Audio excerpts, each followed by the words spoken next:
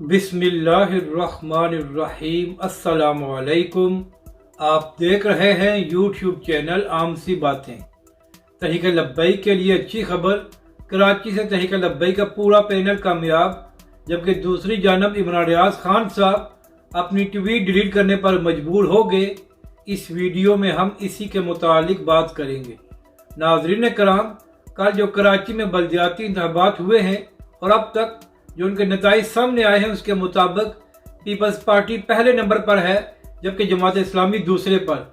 और वो पीटीआई जो दावा कर रही थी कि कराची में हमारा मेयर बनेगा, वो अब तक तीसरे नंबर पर है।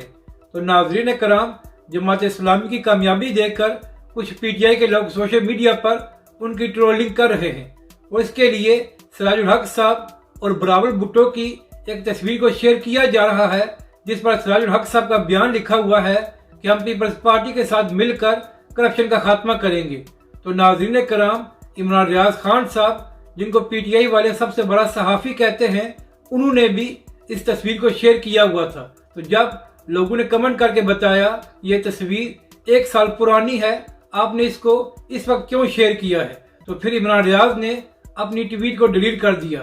तो नाज़रीन कराम, शायद इमरान रियाज ने समझा कि ये तस्वीर अब की है और सिराजुल हक साहब ने इन बलदियाती इंतखाबात के बाद कोई बयान दिया है। तो नाज़रीन कराम, बताने की बात यह है कि क्या किसी सहाफ़ी को किसी भी सियासी जमात की ट्रोलिंग टीम का हिस्सा बनना चाहिए और इस तरह बगैर तहकीक किए हुए किसी पुरानी तस्वीर को शेयर करना चाहिए। और फिर जब इन लोगों पर तनकीद की जाती है तो फिर कहते हैं कि सियासी जमातों के लोग सहाफ़ी पर तनकीद करते हैं।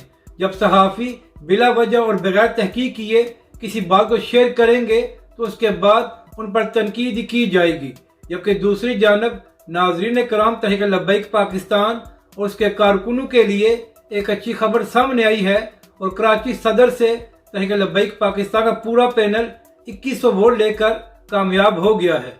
अपनी राय का ज़रूर इजहार करें कि आपको ये वीडियो कैसी लगी और हमारे इस चैनल को भी सब्सक्राइब करें।